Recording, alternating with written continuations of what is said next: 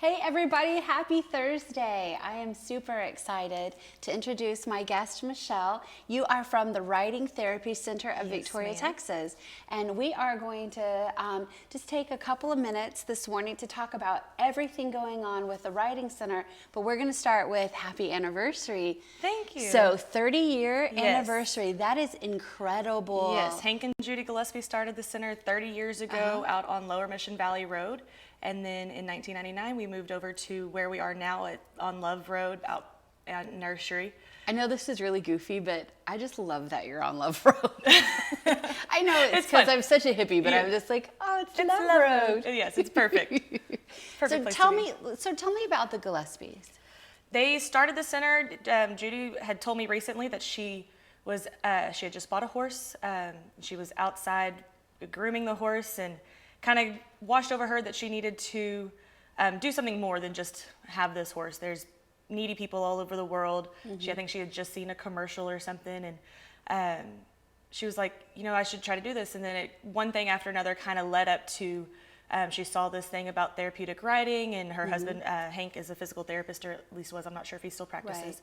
Right. And they had gone through the steps, and that's how the center was kind of born. And they worked on Lower Mission Valley Road for about 10 years, and then they moved to where we are now. And so the rest is history, as they say. Yes. So how long have you been there? I started as a volunteer 5 years ago, a little over 5 years ago. It was kind of my escape from working in the restaurant industry. I needed something that was just a little bit different. I wanted to learn more about horses, and of course I stayed because of the people, being with all these different people, the volunteers, and especially the clients. Was just a blessing in disguise. I knew the former office manager from when Hank and Judy were still there, and she was like, "They need more tall people out there." And I'm like, "Well, I think I can handle that."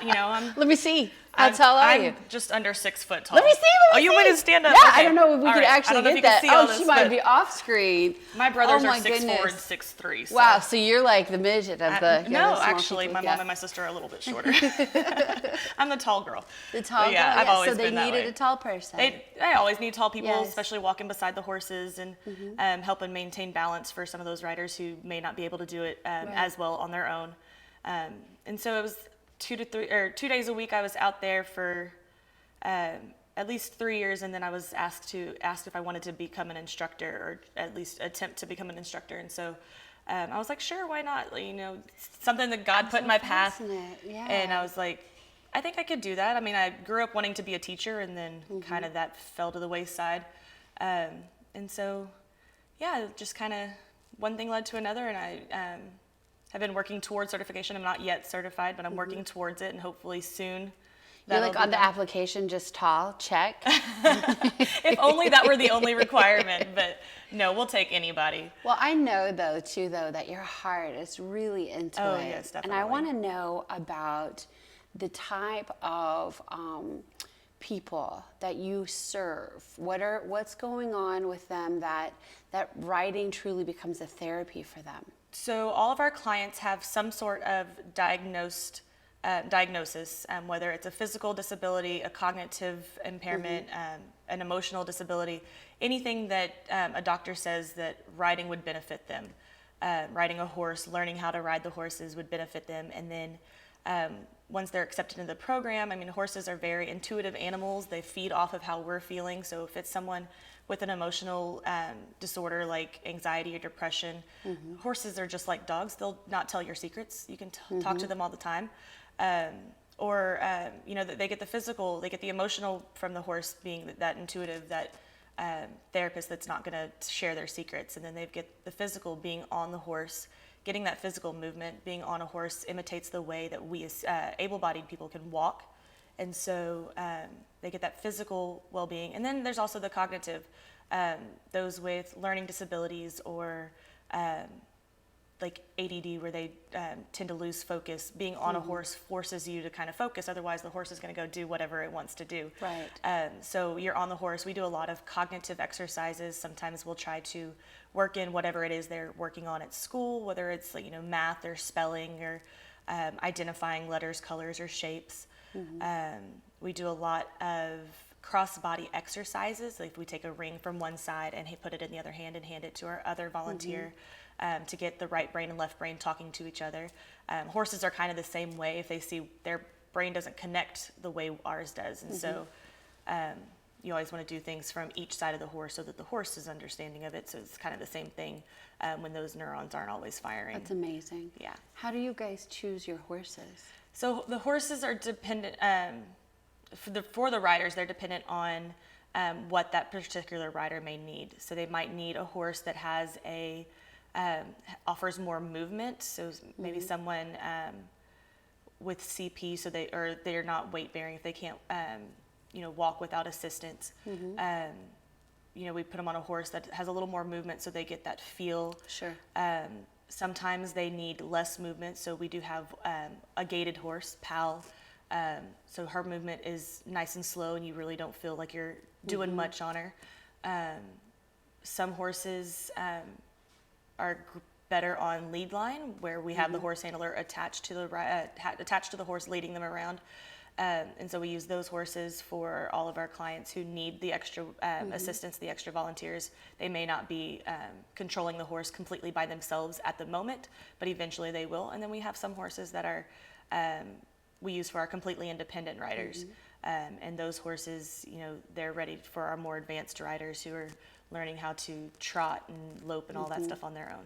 Can we talk for just a minute about the spirit of a horse? Oh, it's an amazing thing. Yeah, people who you either are a horse person or you're not, but for those of you who might be in between, let's talk about how incredible horses are. They really are magnificent creatures. I grew up with my grandpa's horses out in Edna. Unfortunately, I didn't really learn how to properly ride out there. They put me on the horse, which was great. I loved it. But until I came out to the Riding Therapy Center, that's where I really learned how to love the horses. I've always been that kind of girl who I'm driving down the road and there's a pasture of horses and I'm like, hey, horses. That's been me. But what horse person doesn't do that? I feel like I was with a group of ladies in Hockley, northwest of Houston this past weekend, and we're all that way. But like horses are just, like I said, they're so intuitive. They're in tune with how we're feeling. They feed off of that. And so it's just a beautiful thing to witness and see that transformation in the clients and in the volunteers as well who come out just to Do you think it's help. a stretch to say that horses really have a lot of soul? Oh gosh, no.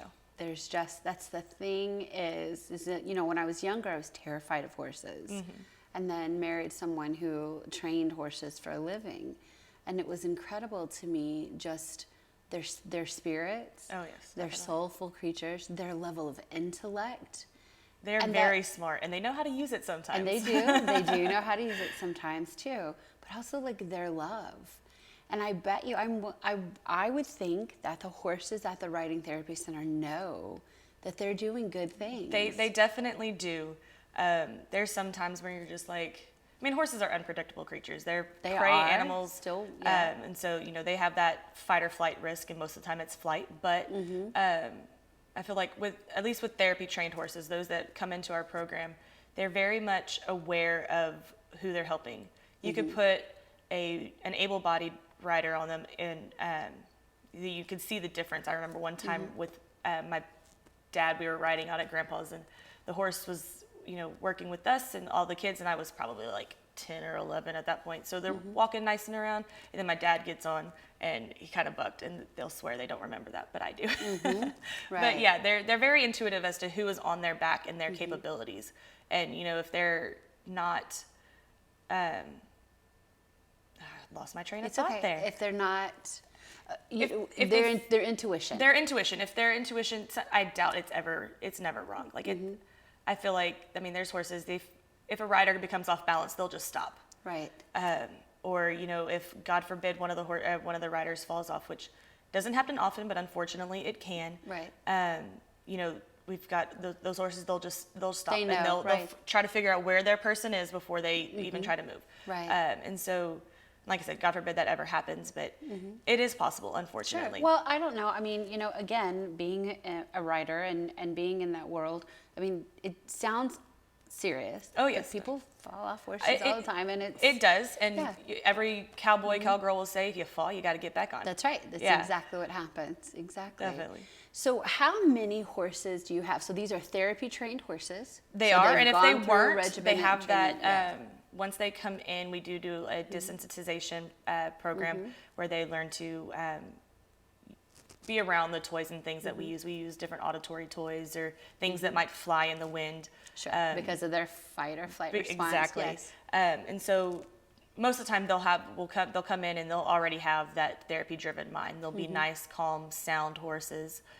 Right now we have 9 on the property, ranging in different sizes and gaits and heights and widths and stuff. We are looking for another horse. Holy Family Catholic Church, their children's collection for the first quarter of the year, raised $5,000 for us to purchase a new horse, a new Gypsy Vanner or Halflinger, and we're still looking for it.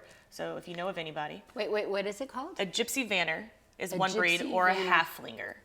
They're both very calm breeds. Do you know that I've never heard of either one of those breeds? Really? We have because we raise, Thorough and Quarter. And we do have a Halflinger on site, Bud. He's our oldest. Yes. Okay, what does that mean? And I got to remember where they're from. I want to say they were bred in Austria, northern Italy.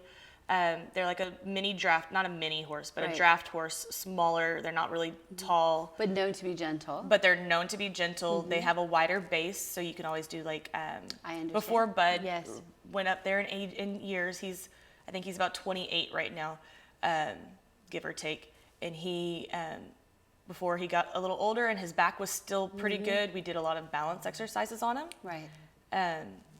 Excuse me, my phone is vibrating. It's okay. We did a lot of balance exercises on him for those riders who needed to learn, who were delayed in their walking. They didn't walk at a what we call normal age range, and so we would do balance exercises on the back of him and do standing. And we had one rider who did yoga poses on him, walking around. That's fun. And so Halflingers are great for that. Gypsy Vanners are a little bigger. They look like they have feathers. They look like a big draft breed. They were bred for by the gypsies to drive their caravans. Wow. And so you look up pictures of them, and they're like majestic looking horses. Right. They've got their long flowing manes, and they've got feathers on their legs, and they're beautiful. They're a little more hard to find, especially down here in South Texas, but we're still looking for either one of the breeds to bring into the program. What other horses? Do you ever look for horses, or do you have a need for horses? We do. So right now we're looking for that one horse. It just depends. So Bud will age out of the program. He's only used once a week, if that, anymore. But he's our mascot. He's sticking around. At 28? At 28, yeah. He's definitely the mascot. He really loves what he's doing. Oh, yes, he does. He definitely does. And he's very protective of everything. We've got the pipeline going through the property right now. And so he's like, what are they doing over there? That's my stuff. Yeah. But yeah, so we are looking for more horses, as much as we can, handle. I mean, we're always in need of donations to help keep the herd health going. Right. So like I said, we have 9 right now. We're looking for that 10th one. And if ever you have a horse that you think might be well-minded for a therapy program, there is a link on our website that has like a checklist. Like, do you think your horse would be able to do this? And there's like this lovely little checklist we have on the website, so that we can then try to get them into the program if possible. Well, let's talk about that for a second, about getting into the program. As a client or as a horse? As a client. Okay. We'll shift gears. Shift gears, going to clients. Okay. So a client has to be at least 4 years old. We're accredited through Path International, and they set the standard a few years ago. They raised the age from 2 to 4, saying that a child is more fully physically developed, and if something were to be contraindicated to riding, it would be present by that age. So they can start riding at 4 years old. They can, parents or guardians can go on our website and find the client application, and that has an application process that the parent will fill out, and then there's also attached a physician's prescription and packet that they'll take to the child's primary care physician. And then they fill all that out. They return it to them in the mail, or they can email it to me, or bring it out to the center. Go back really quick. So if you're a mom who feels that maybe your child could I'm just giving it as an example.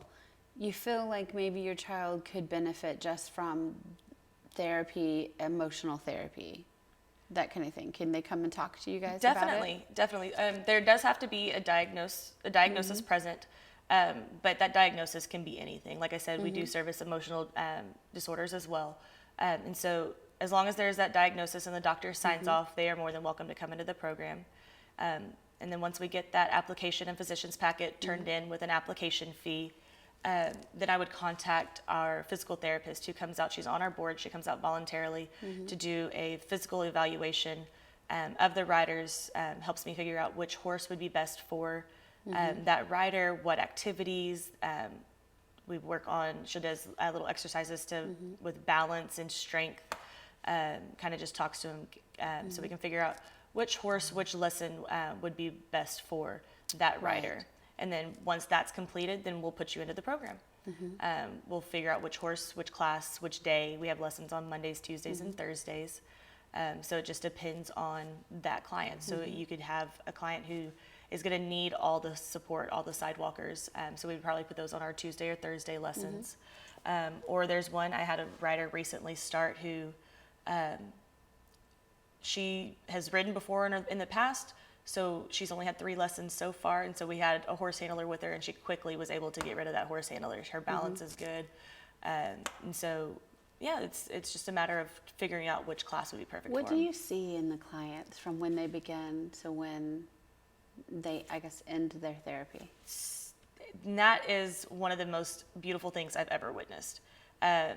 We've had riders say their first words, or at least say their first clear words. We had a rider say "walk bud" for the first time, and I was sidewalking with her, and I was like, yes! But, you know, there's just to like see the improvement. And a lot of times it is small improvement, very, you know, minute progress, but it's still progress. You know, we can have the rider who doesn't want to hold their reins, and they'll hold their reins for the entire lesson now. Right. Or the rider who used to cry every time she got to the arena, but then she doesn't want to get off the horse. Right. And now so she cries when she gets yeah, exactly. She's like, no, I don't want to leave. You know, you have those riders who did have that fear in the beginning, and now they're like, I can control this horse by myself. Right. You know, we've had riders out there since they were 2. I think one of them, he started when he was like 2, because that was before Path changed the age, and he's 22 now, so he's been riding for about 18 to 20 years. That's amazing. And so we've got, I mean, riders who have been in the program for all their life, and like the change that we've seen in them is beyond amazing, and that's why we do what we do. Right, exactly. So tell me a little bit about your board of directors. The board of directors, so we have 4 people on our board right now. David Coffey is our president, board president. I think you know him. I do. Yes. He's an amazing man. We love him. Very, very good spirit. Lee Frey is our board vice president. And then we have 2 officers on the board, Bonnie Schaefer, who is a veteran volunteer. She's been out there for about 10 years. She's an amazing woman. She does a whole lot of everything for the center. Last week I was out of town, and she tried to go up there and, you know, make sure that the arenas stayed clean and different things like that. And then Audrey Kilgore is our PT, and she's the one who comes out, and she came out for our work day the other couple weeks ago, and she comes out and does those physical therapy evals for us as well. So who designs this fundraiser that's coming up for the 30th anniversary? So the 30th anniversary, that's a lot of everybody. Everybody, Yeah. but yeah, no, I've been doing pretty much most of it, or trying to anyway. Right. It's the first small little fundraiser I've done by myself. Cool. Tell me all about it. So the 30th anniversary horse show is this Saturday at 9 o'clock in the morning. Each of our clients, we have, unfortunately not all of our clients will be able to be there for the show, but most of them will, and they'll do a pattern similar to things that we do in the lessons. So anywhere from doing walking and working walks, making their horse go faster at the walk, using ring transfers and things, so they get to show off their skills, show off what they do in the lessons every day. And then our advanced riders will hopefully be able to get their horses to lope at the end of theirs. Oh, They'll they'll be the last ones to go.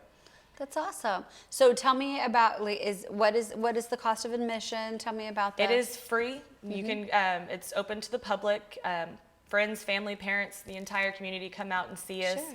We'll have a concession Saturday? stand Saturday at 9 o'clock in the morning. 9 a.m., okay. 9 a.m. Good. We'll have a concession stand. We have some Proud Supporter t-shirts and caps that we will have for sale as well. Our volunteers have been selling some of those. So if you didn't get a chance to buy one of those, I have plenty of extra. They'll be there on the back. It has a trail ride scene and it says, "Give God the reins. You'll always be on the right lead." Wow. Which is horse talk for loping on the right lead for those of you who don't know, but it's horse people know what that means, and it's great. And then our caps, they have our logo, the Riding Therapy Center logo on the front, and then on the back above the ponytail whole thing, Sure. whatever that's called. There's says a Proud name for it, I'm Supporter. sure. There's a name for it, I'm sure. I'm sure there is. Exactly, but it says Proud Supporter Very arced cool. over that, and so we'll have those for sale. I believe the young man's name is Tanner Green. He is a roper who has won multiple saddles in his roping career from junior high on up. And he has donated so far 6 of his winning saddles that have never been used. We'll have those on display as well. Cool. Now, are those auctioned off, or They're just not. they're just for display? They're going to be displayed. We are planning on putting them into the program. They have to be. We haven't had a chance to seal the leather. They've never been used. Oh, they've so we've never gotta, been used. Yeah. They've never been used. So we've got to What a cool thing for him get to the leather do. sealed and get that all cleaned up. But we'll have them on display along with some headstalls that he won as well. That we'll eventually be able to use in the program once Very we fit them to cool. the horses. Will he be there? I don't think so, but the lady who contacted us about him bringing the Right. saddles to us, she plans on being there. I talked to her yesterday. Oh, that's so neat. Well, Yes. that's very, very cool.